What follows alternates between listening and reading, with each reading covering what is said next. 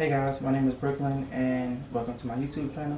I am a open trans woman in the military, and due to that I get asked a lot of questions about that experience. Today I'll be answering the 10 most common questions that I get asked. The first question is my age, how long I've been in, and what branch of the military I am in. I am 23 years old. At this point I've been in for 4 going on 5 years. It'll be 5 years in November, and I am in the Navy. Every branch does it differently when it comes to, I guess, rules of engagement with trans people and how they handle the process of transitioning while in the military. So I can speak for the Navy, not for other branches, but it is a similar process. There's just little things that are different here and there. Another question that I get commonly asked is, can trans people serve in the military? I thought that there was a ban. A lot of people are not aware that trans people can openly serve in the military, and that is because the rules have changed very frequently and they are always changing, and sometimes it's very hard to keep up with. The next question that I get a lot is, did I start my transition prior to joining, or did I start transitioning during the military? It was last year, October 7th was when I first started taking hormones, and so that's when I officially started medically. This was after me already being in the military for 4 years. The next question that I get asked a lot is, how do you transition in the military? And like I said, my process was Navy. I am Navy, so I'm fully aware how it works for the Navy, and not for other branches, because there are certain things that every branch does differently. This is the DoD instruction 1300.28. This is accessible online. You can look it up, you can Google this, and this is the DoD, so this covers every branch of the military, and how they handle transitioning, the process of transitioning, what you can and cannot do, how you will be addressed. It goes over pronouns, it goes over grooming standards, it goes over everything that you can think of. This is literally a thick packet of how the military deals with transgender people. And that sounds weird to say, but I don't know a better way to word it. And that instruction is DoD instruction 1300.28. And it literally goes over almost any questions that you have and need to answer can be in this. But it is a long read.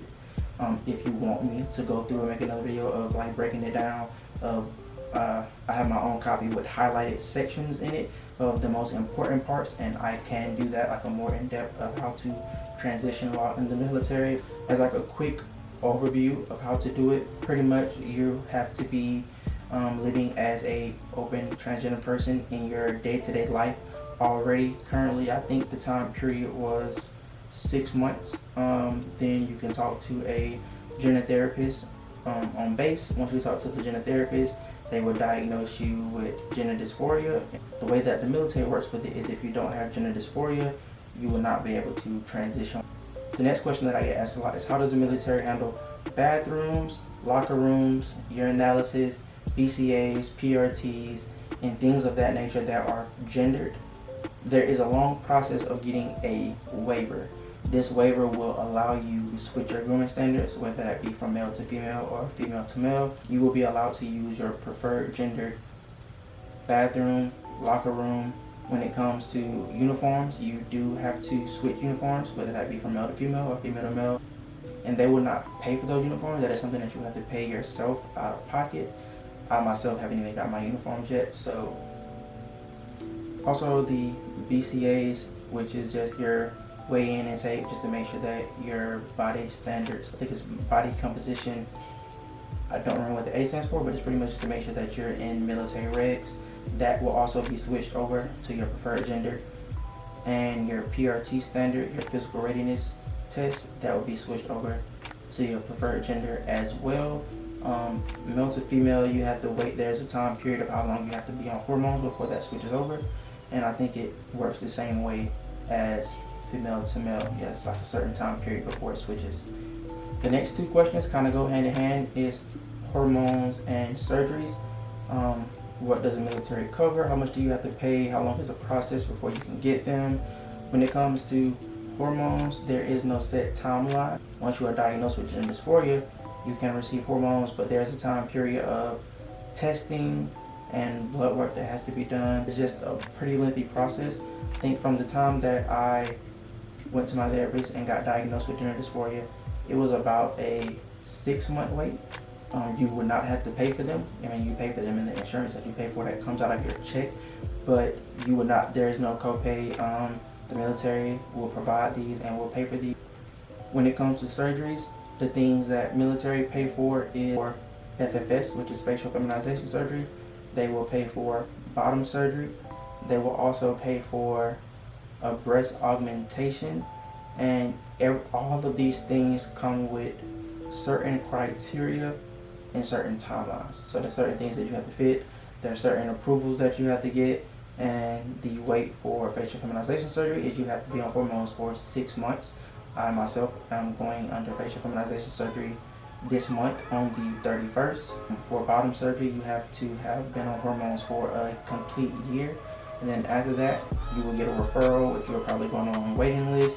So it's not like you're going to get bottom surgery in a year, but once that year is over, you're going to be eligible to go on a list to receive bottom surgery or back care.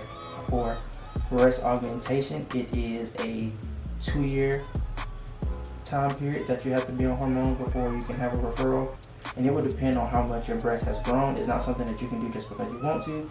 It's going to be a situation where you haven't really developed enough breasts to fit your size that will look normal for you.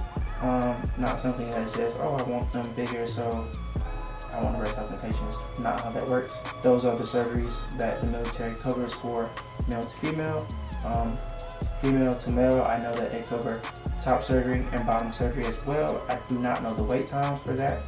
The next most frequently asked question I get is, do I think that the military is a safe space for trans people? Don't do it. Don't do it. It is safe in the sense that you don't have to worry about people saying things to your face, because there are rules in place for people who are trying to discriminate against you, and people know that these rules are in place, so people are rarely going to come up to you and say something out of pocket or say something mean or say something derogatory. You're usually not going to have that problem. The issue that I have is the side comments, the behind your backs, it's a lot that I can get into a whole discussion about that. I literally recorded some of the conversations that I heard people have. It is ridiculous, some of the stuff that you have to deal with, but you will not have any face-to-face interaction with people just saying things to you, because people know that rules are in place, and these rules are in place for a reason, to protect you, and you're still going to have to deal with bigoted people saying things behind your back, which, I mean, if you're trans, this is just another part of life. This next question is probably the question that I get asked the most, and it is, would I recommend trans people to join the military? Why or why not? My short answer is no. No, I would not. I would not recommend it at all. It's not going to be a healthy environment for you to be in if you are joining just to get surgeries paid for, or if you are joining just to have the health care. If you're trans and you just so happen to want to join the military, by all means, go ahead, join for the right reasons. But if you're joining to get surgeries paid for, it is not going to be worth everything that it comes with. When it comes to having health care covered, having surgeries covered, it is great to have these things taken care of. And there are so many people that, you know, are trans and they cannot afford hormones. They could never even think about affording surgeries, or they can't afford surgeries, but it takes so long to save up for. It's this long payment process, and in that sense, I am very grateful for the military, because these are things that I probably could not pay for on my own if I did not have the insurance that I had. And if you are willing to go through everything that it takes to be in the military, by all means go ahead. It is a great plan to have these things covered, but if that is your only reason for joining, it is not going to be worth your while. The last question is, how is my experience personally in the military as a trans person? And I have had very good and very bad. I have met some great friends that are very accepting, and there's a bunch of people that now I'm friends with and I have connections with that I would probably never have met if I was still in my hometown, or if I was not in the military and I didn't have this great mixing pot of people, and just meeting so many great people and great friends that are really, really supportive and they have made this process easy, because without these people, it would be very hard. I think transitioning is a very lonely process, so to have so many people around you that are supportive is great. But I've also had a lot of bad experience. I've had people that I work with that would not even want to be close to me and would stand at a distance and speak to me, and I would literally have to walk up to them, pull a chair and sit beside them and force them to speak with me. I have people ask me extremely vulgar and intrusive questions. I just deal with a lot of bullshit on a day-to-day basis that at this point I'm tired of. I'm grateful for everything that it's given me, but I realize that this is not something that I want to continue. So that was all of the most frequently asked questions that I get about my experience in the military as a trans woman. If you have any more questions, you can ask them in the comments down below. And if there's any videos or questions that you would like for me to answer or do in the future, just let me know. So if there's something that I didn't answer in this video, just leave it down in the comments below. If there's any questions, I'll try to make sure to answer all of them or post a video in response to them. Also, you can follow my TikTok. It's the same exact name as my YouTube channel.